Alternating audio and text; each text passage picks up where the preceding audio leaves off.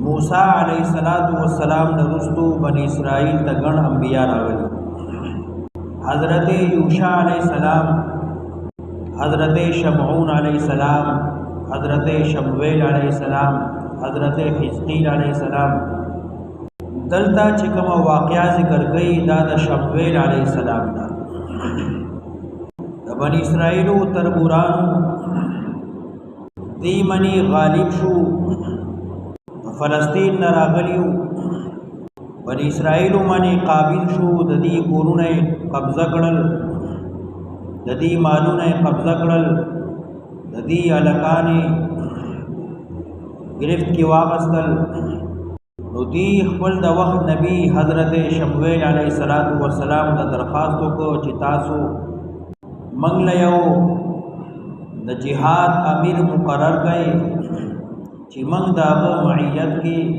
खपल दुश्मन सरऊ जंगी को जिहाद को खपल बदलवा दलता दागी वाक़या ज़िक्र किया। अलम तरा इलल मलई मिन बनी इसराइल, आया नवी नए यौ टोलगे द बनी इसराइल होता मिन बादी मूसा रुस्लु द मूसा अलैहिस्सलाम।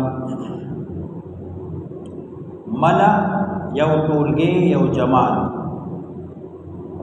औ घटान द कौम हगी तहु मला वेले की मला दे माना के चिदागी खल्क बानी यौ किस्म रोबी चिकल गण की नास दी उदागी स्तरगे खल्क नडकी दवज दरो ज़का वर्ता मला हुए। अशराफ गटान टोलगे द बनी इसराइल। अलम तरा इलल मलई मिन बनी इसराइल मिन बादी मूसा, आया नवीनी गौर फिक्र न कए इलल मलई बतरफ द गटानु अशराफु द बनी इसराइलु रुस्तु द मूसा अलैहिस्सलाम। इज़ क़ालू कलच दी हुए लिनबीन खपल पैगम्बर ता। इज़ क़ालू लिनबीन लहु कलच दी हुए नबी खपल ता इबअस लना मलिका, और तकी मंकी यौ मलिक यौ बादशाह अमीर द जिहाद। दा लफ्ज़ असल की मलिक थे और दे ज़माना की खलक मशर तहुई मलक, मलक वो फरिश्ते तहुई, असल लफ्ज़ मलिक थे। इबअस लना मलिका, और तकी मंकी यौ अमीर द जिहाद यौ मलिक यौ बादशाह। नुकातिल फ़ी सबीलिल्लाह, जो जंगी को बदिंदा अल्लाह के जिहाद। क़ाला नूह शमवेल अलैहिस्सलाम हल असैतुम इन कुतिबा अलैकुमुल क़िताल, हल असैतुम यकीनन ज़रदा चितासो इन कुतिबा का फ़र्ज़ करे शी बतासो बांधे जिहाद जंगेदल अल्लाह तुक़ातिलू दाची उन जंगे गए। शमवेल अलैहिस्सलाम द ददीद मशरान हालात मालूम कलची मूसा अलैहिस्सलाम वर्ता हुए कि जिहाद लजू नुदी दलाल न वापस और मूसा अलैहिस्सलाम ने हुए इज़हब अंत व रब्बुका फ़क़ातिला इन्ना हाहुना क़ाइम, तो वो जंगेगा उसका रब दे जंगी मुमल तनास तमाशा। तो शमवेल अलैहिस्सलाम दी हुई तासु को द अमीर द जिहाद मुतालबा कवई वो कतासु मनी चढ़ता अल्लाह द जंगीदल फ़र्ज़ करल तो दास न चिव्या पातश। हल आसैतुम आया ताल लड़ाई ताकत लड़ाई हल आसैतुम ज़रदा फ़र्ज़ करेशी बतासु जिहाद जंगे दल दाचे उन जंगे गए। क़ालू नुदी हुए जवाब के वमा लना सदी मंगलरा अल्लाह नुक़ातिला ची उन जंगी को فی سبیل اللہ پدین دا اللہ کی ولی نہ جنگی کو منخ تیار ناسی وما لنا الا نقاتل فی سبیل اللہ صدی مغلرا چون جنگی کو پدین دا اللہ کی وقد اخرجنا من دیارنا یقینا شرلی شویو منگا دخل کورنونا و ابنائنا دزامننا دشمن خو زمن کورونا قبضه کې اغستی دي بچی لاله گرفتار کړی دي قید کې اچولې دي نو ولې نه جنگي دا د مصر او د فلسطین ته نږدې یو ساحل دی داغي اوسیدونکي دي او دی منی حمله شوی و فلسطین نه او کم چې دشمن یادېږي نو داغه نوم جالوت دی او دا قوم عمالقه دي عمالقه ډیر ضرور قوم او د دې مشر جالوت لوی جابر نو دی قوم فریاد کو خپل پیغمبر ته چې مونږ یو امیر د جهاد مقرر کا چې مونږ جهاد فلما كتب عليهم القتال هر کلا چې فرض کړي شو په دې باندې جهاد جنگیدل تولوا نو واوختیدل تشی کبرایوی زرگاو خلق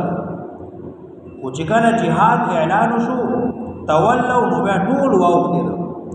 الا قليلا منهم مگر لگ د دینا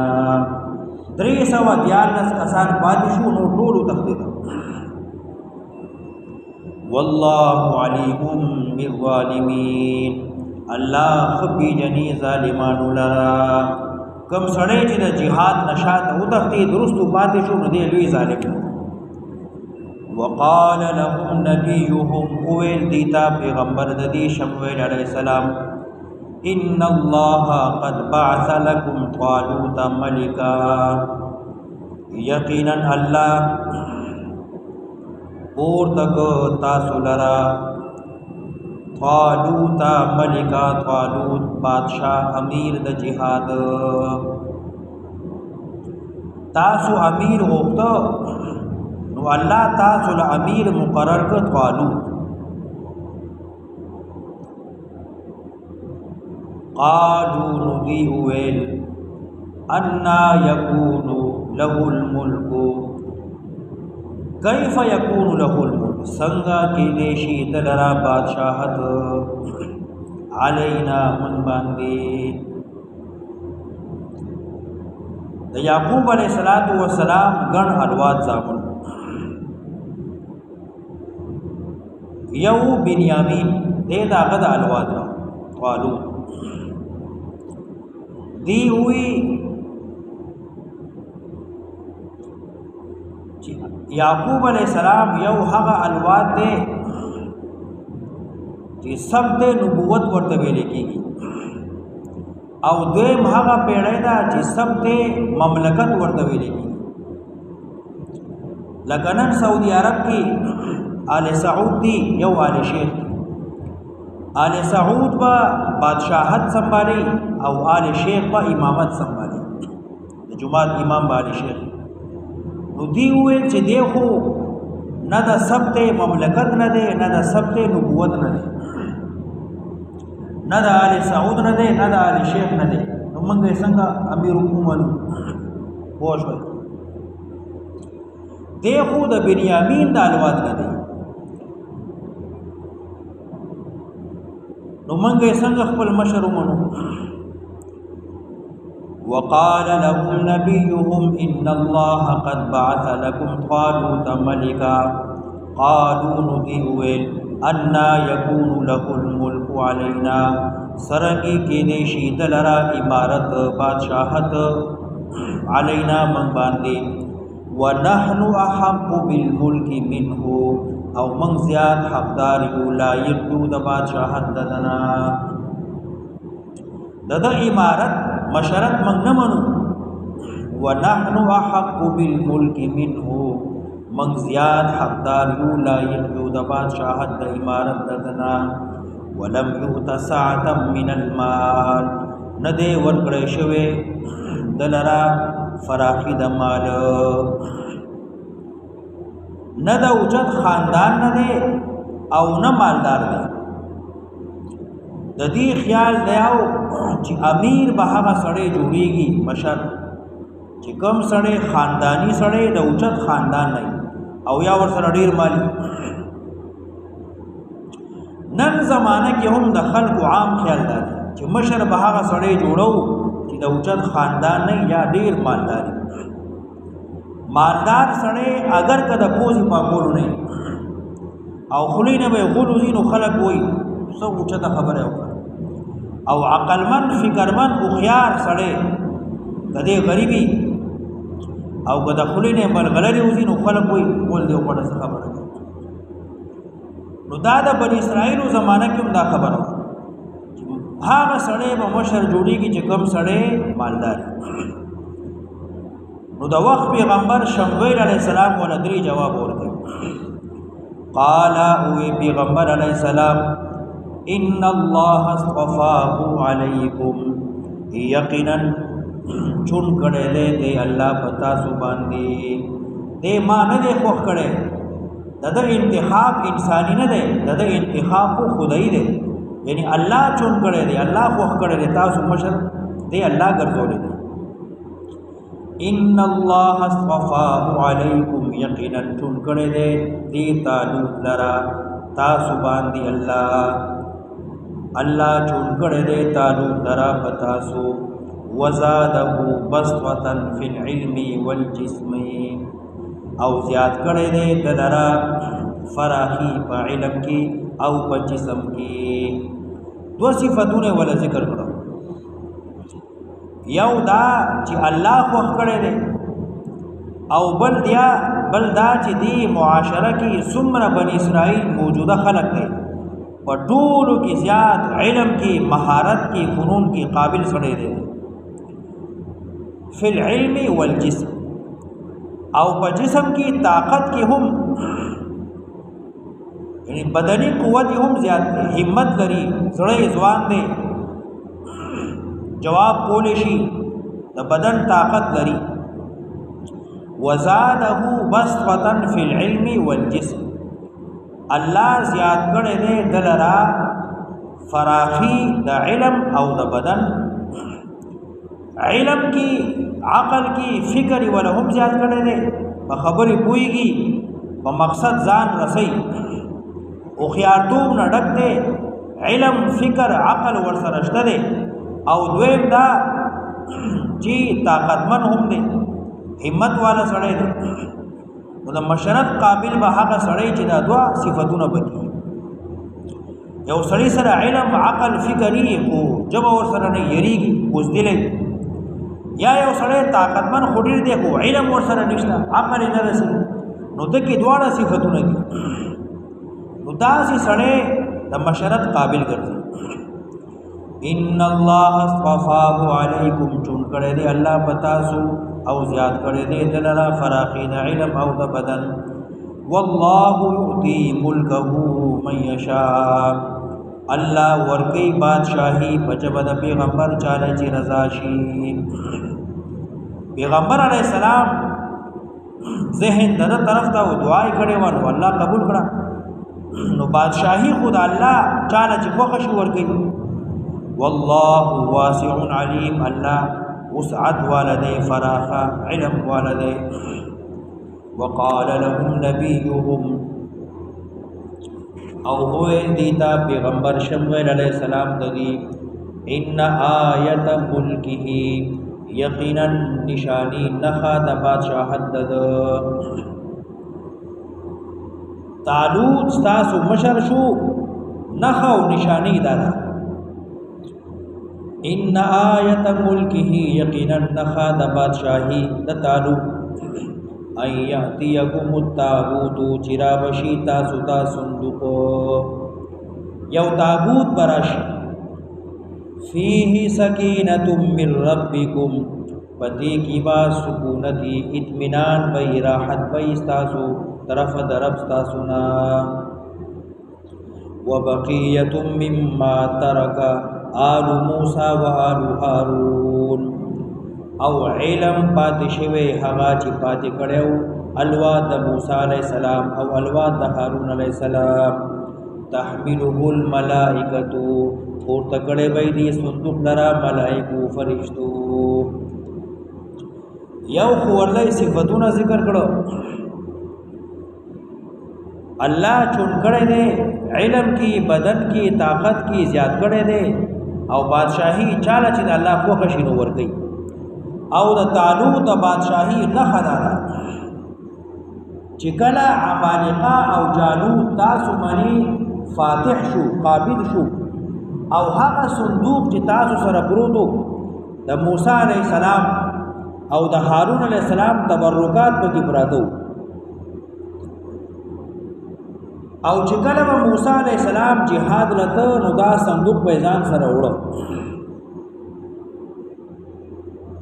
د طالوت بادشاہي نه خدانا چې هغه صندوق هغه تابوت چې کوم دشمن سره پروت دی هغه په فرشتي د هغه زینه اوچت کی او دلته به راوړي د طالوت مخې ته به کیدي او تاسو به بسترګو وینئ دغه سیو شو فرشتو هغه صندوق د هغه زینه اوچت کو طالوت مخې ته کی خو او دې ټول بنی اسرائیل په خپل سترګو ولید چې پیغمبر د جبه نه کوم خبره مون اورېدی وا هغه وشو ملائکو دغه صندوق اوچت کراوړو طالوت مخې ته کی خو هغه کی تبرکات د موسی علیہ السلام او د هارون علیہ السلام یو قول داده چې دی کی د تورات شریف تختیانی وی چې په تختو کې تورات شریف لیکل شوی او دی صندوق کې وپروت نو تورات شریف خدا الله کتاب فيه سکینۃ من ربکم تورات کی استاسو سکینت و اطمینان دزړو تاسو د بارا آرام دراحت یو سبب او ذریعہ لکه قران کریم دی زمانہ کی لوی د برکات او ډک کتاب دی نو دا دی امت د بارا سبب د سکینت دی د اطمینان او دراحت دی لکه څنګه چې بنی اسرائیل لا دغه صندوق دغه تابوت چې هغه کې د تورات شریف نسخې پرتی وي دویم قول داده چې دغه صندوق کې د تورات شریف تختیانې هم وي او د موسی علیہ السلام عصا او حمزه هم او د هارون علیہ السلام پټکي او جامې هم نور هم مختلف اقوال دي وبقيه مما ترك فيه سکینۃ من ربکم تورات شریف په دې صندوق کې پروتو وبقيه مما ترك آل موسى وآل هارون کداوو تفسیری شي ورته معنی یو شو چې صندوق یو دی پکې سکینت دی تورات تختیانی دی او د موسی علیہ السلام پاتې شوی علم دی نو یو معنی شو یا فيه سکینۃ من ربکم دین مراد تورات ته چې تاسو د اطمینان باعث دی موسی علیہ السلام په jihad کې ځان سره وړو نو کامیاب بشو تاسو ځان سره ګرځوي نو کامیاب بشئ وبقيه مما ترك دین مراد د موسی او د هارون علیهم السلام پاتې شوی علم دی یا داغي طاعت فرمانبرداری او طاعت دا دین مراد یا الباقیات الصالحات نیک اعمال دین مراد دی او یا داغي علم چې کوم میراث کې پاتې شوی هغه ته مراد وقال لهم نبيهم ان آية ملكه ان يأتيكم التابوت فيه سكينة من ربكم